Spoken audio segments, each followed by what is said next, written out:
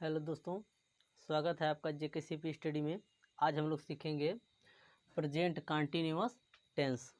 ठीक है, तो आइए यहाँ से देखते हैं। इसका पहचान है, इस टेंस के हिंदी वाक्यों के क्रियाओं के अंत में, यहाँ जगह थोड़ा कम था तो हमने ऊपर लिख दिया है, क्रियाओं के अंत में रहा है, रही है, रहे हैं आदि शब्द आते हैं। अगर इसके हेल्पिंग वर्ब की बात करें तो इसके 3 हेल्पिंग वर्ब होते हैं, जैसा कि आप यहाँ लिखा हुआ देख रहे हैं कि इज, एम और आर। आइए जान लेते हैं कि किसके किसके साथ कौन कौन लगाएंगे। तो यहाँ से देख लीजिए, ये वाला ही, सी, इट और सिंगुलर सब्जेक्ट यानी कि एक वचनकर्ता के साथ इज लगाएंगे, और एम केवल आई के साथ लगाते हैं। और ये वाला जो आर है, यू, वी, दे और प्लूरल सब्जेक्ट यानी कि बहुवचनकर्ता, यानी यू, वी, दे और प्लूरल सब्जेक्ट के साथ आर का यूज करेंगे। अगर अफर्मेटिव सेंटेंस रहेगा, ठीक है, अगर अफर्मेटिव सेंटेंस रहेगा तो उसको कैसे बनाएंगे? सबसे पहले सब्जेक्ट लगाएंगे, फिर उसके बाद हेल्पिंग वर्ब लगाएंगे, फिर वर्ब की फर्स्ट फॉर्म लगाएंगे, फिर से आईएनजी लगाएंगे, फिर ऑब्जेक्ट और फिर अदर मतलब जो बचा बचा कुछ रहेगा, या फिर कम्प्लीमेंट बोल सकते हैं आप। ठीक है, तो यहाँ हमने एक एग्जाम्पल ले रखा है कि राम घर जा रहा है। ठीक है, तो सबसे पहले हमको सब्जेक्ट लगाना है, तो इस सेंटेंस में सब्जेक्ट क्या है? राम। ठीक है, तो यहाँ हम लिख दे रहे हैं राम। फिर उसके बाद हेल्पिंग वर्ब, तो अभी हमने बताया है कि ही, सी, इट और सिंगुलर सब्जेक्ट के साथ इज लगाते हैं। तो राम के साथ क्या लगाएंगे? इज लगाएंगे। तो राम इज, और उसके बाद वर्ब क्या है? जाना। तो गो मीन्स जाना, अब उसमें आईएनजी जोड़ देंगे। Ram is going to house.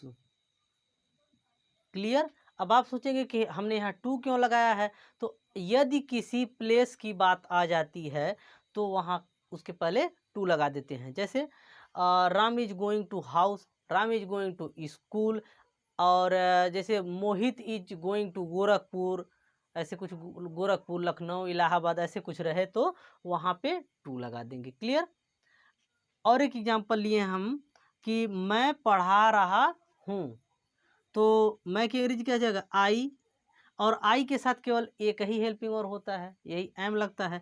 तो I am teaching, TEACH, teach means पढ़ाना, उसमें ING जोड़ देंगे। आई एम टीचिंग, मैं पढ़ा रहा हूँ। जैसे आप पढ़ रहे हैं तो यू आर रीडिंग। ठीक है, तो आप उसके लिए क्या हो जाएगा? You are reading. और एक चीज़ और हम आपको क्लियर कर दें कि जैसे इसी टेंस में एक चीज़ और आता है, जैसे हमने एक पहचान लिखा है कि जिस टेंस के हिंदी वाक्यों की क्रियाओं के अंत में रहा है, रही है, रहे हैं आदि शब्द आते हैं, तो वो प्रेजेंट कंटिन्यूअस टेंस होता है। और जैसे अगर कोई चीज़ कह दिया जाए कि ट्रैक्टर सड़क पर खड़ा है, तो वो भी इसी टेंस में आएगा। ये बात आप याद रखिएगा।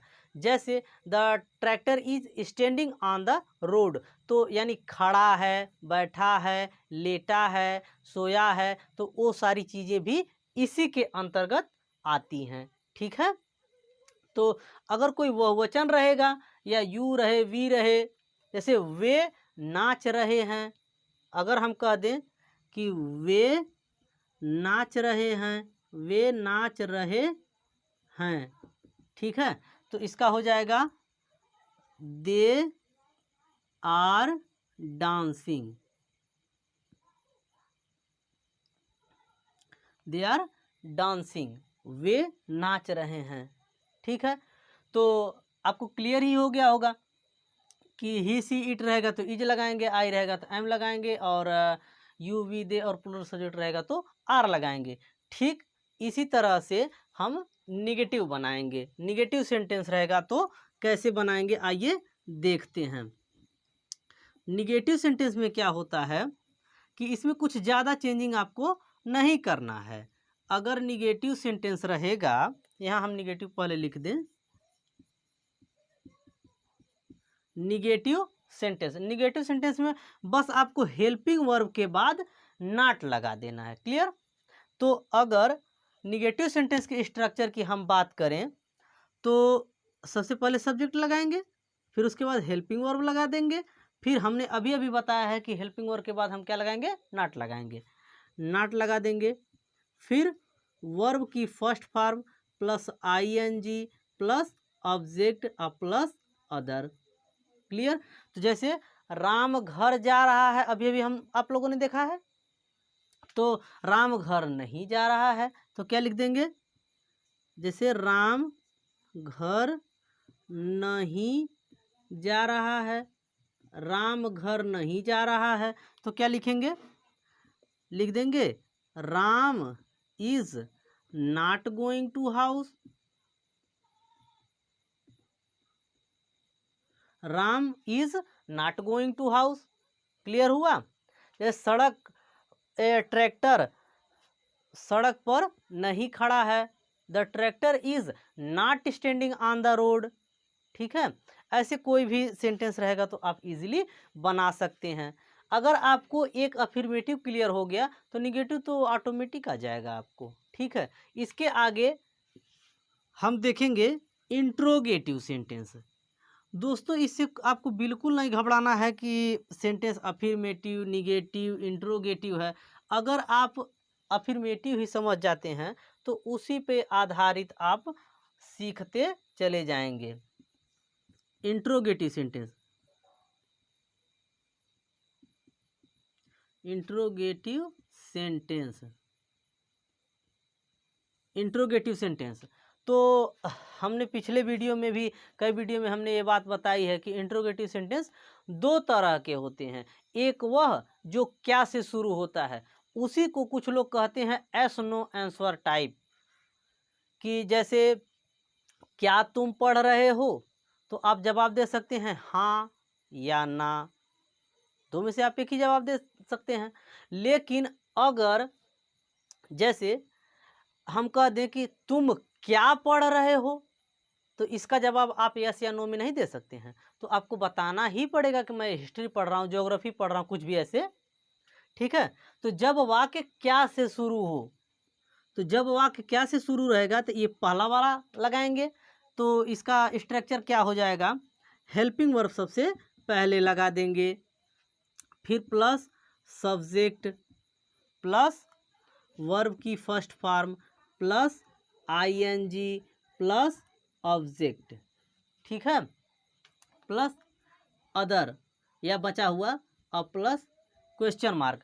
देखिए दोस्तों, अगर इंट्रोगेटिव सेंटेंस रहे तो क्वेश्चन मार्क लगाना आपको बेहद जरूरी है, यहाँ लास्ट में आपको क्वेश्चन मार्क लगाना ही है। क्लियर हुआ?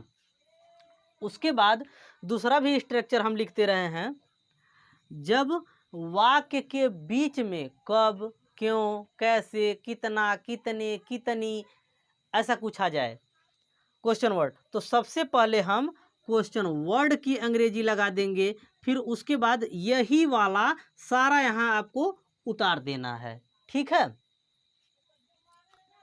दोस्तों, अगर आपको कभी भी टेंस समझ में नहीं आया या फिर आपको टेंस कठिन लगता है, ठीक है, तो आप हमारे वीडियो देखते रहिए, हम ऐसे वीडियो लाते रहेंगे। अगर आप स्टार्टिंग से 2-4 वीडियो अगर देख लेंगे तो गारंटी है कि आपको ज़रूर ही समझ में आ जाएगा। ठीक है, आइए हम कोई सेंटेंस लेते हैं कि क्या तुम पढ़ रहे हो, क्या तुम पढ़ रहे हो। तो देखिए आपको क्लियर हो गया होगा देख करके कि जब वाक्य क्या से शुरू रहेगा तो हम कौन सा लगाएंगे, पहला वाला लगाएंगे, ऑब्वियस सी बात है। तो हम पहले सब्जेक्ट को चुनेंगे, क्योंकि दिक्कत क्या है कि हेल्पिंग वर्ब सबसे पहले लगाना है जब वाक्य क्या से शुरू हो, लेकिन आपको यहाँ भी तो देखना पड़ जाएगा कि यहाँ तो हमने 3 हेल्पिंग वर्ब लिखा है, इज, एम और आर। तो आपको पहले ये क्लियर करना पड़ेगा कि हम कौन सा यहाँ पे रखेंगे, ठीक है। तो सबसे पहले आप पहचानिए इसको सब्जेक्ट कौन सा है। तो यहाँ देखिए तुम सब्जेक्ट है, तुम क्या करिए, क्या करिए, यू।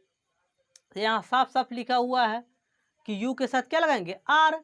तो हमको इज और एम को एलिमिनेट कर देना है। क्लियर। तो आप क्या लगा देंगे, आर, फिर उसके बाद सब्जेक्ट आर यू, रीड लगाएंगे, उसमें आईएनजी, आर यू रीडिंग, और लास्ट में क्वेश्चन मार्क लगाना मत भूलिएगा। आर यू रीडिंग, क्या तुम पढ़ रहे हो। और अगर इसी चीज को मैं कहूं कि तुम क्या पढ़ रहे हो, ठीक है, अगर मैं इसी चीज को कहूं, यहां मैं लिख दे रहा हूं, यहां नीचे लिखने पे शायद आपको दिखाई ना दे, तो अगर मैं कह दूं कि तुम क्या पढ़ रहे हो, तुम क्या पढ़ रहे हो, तो आप देख रहे हैं क्वेश्चन वर्ड इसके बीच में आ गया, क्या। तो आप क्या लिख देंगे, इसकी अंग्रेजी सबसे पहले लगा देंगे, क्योंकि इसका ट्रांसलेट दूसरे वाले से होगा, दूसरे वाले स्ट्रक्चर्स के हिसाब से होगा। ठीक है, कि what are you reading, what are you reading. ठीक है, अगर आप पूरा टेंस पढ़ लेंगे तो इससे आपको स्पोकन इंग्लिश में भी फ़ायदा होता है। जैसे आपका कोई दोस्त पढ़ रहा है तो आप जैसे पूछ सकते हैं कि तुम क्या पढ़ रहे हो, व्हाट आर यू रीडिंग। अगर स्पोकन इंग्लिश में थोड़ा अच्छे से इसको बोलेंगे कैसे, व्हाट आर यू रीडिंग। ठीक है, तो ऐसे आप धीरे धीरे इंग्लिश बोलना भी सीख सकते हैं। ठीक, इसके बाद देखिए आता है इंट्रोगेटिव निगेटिव सेंटेंस। ठीक है, इसके बाद आता है interrogative negative sentence. Interrogative negative sentence में आप कोई भी टेंस पढ़ रहे हैं, चाहे प्रेजेंट इंडिफिनिट पढ़ रहे हैं, चाहे प्रेजेंट कंटिन्यूअस पढ़ रहे हैं, चाहे पास्ट कंटिन्यूअस या फ्यूचर कंटिन्यूअस, कुछ भी कोई भी टेंस पढ़ रहे हैं, बस एक ही बात हमारी याद रखिए कि सब्जेक्ट के बाद नॉट लगा देना है। बाकी सारा प्रोसेस इंट्रोगेटिव के तरह ही होता है। ठीक है, ये बात शायद आपको समझ में आ गई होगी। तो और एक बात और, जैसे तुम्हें कौन मार रहा है, तो कौन की अंग्रेजी क्या होगा, हु। तो जब हु बीच में आ जाए या हु या कौन बीच में आ जाए तो उसकी अंग्रेजी सबसे पहले लगाते हैं, लेकिन उसका ट्रांसलेट हम अफर्मेटिव के तरह करेंगे। ठीक है, रहेगा वो वाक्य इंट्रोगेटिव, लेकिन हम करेंगे अफर्मेटिव, जैसे कि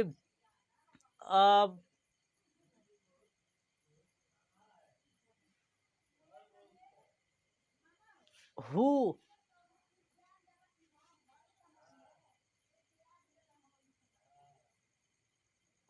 जैसे who is beating you, who is beating you, तुम्हें कौन मार रहा है। ठीक है, तो यह बनाना अफर्मेटिव जैसे। ठीक, और सबसे पहले आप पहचान याद कर डालिएगा, उसके बाद ये हेल्पिंग वर्ब याद कर डालिएगा, और फिर ये स्ट्रक्चर। बस इतनी सी चीज़ अगर आपको याद रहे तो आप एकदम आराम से बना सकते हैं। ठीक है, उम्मीद करते हैं कि ये वीडियो आपको अच्छा लगा होगा। Thank you.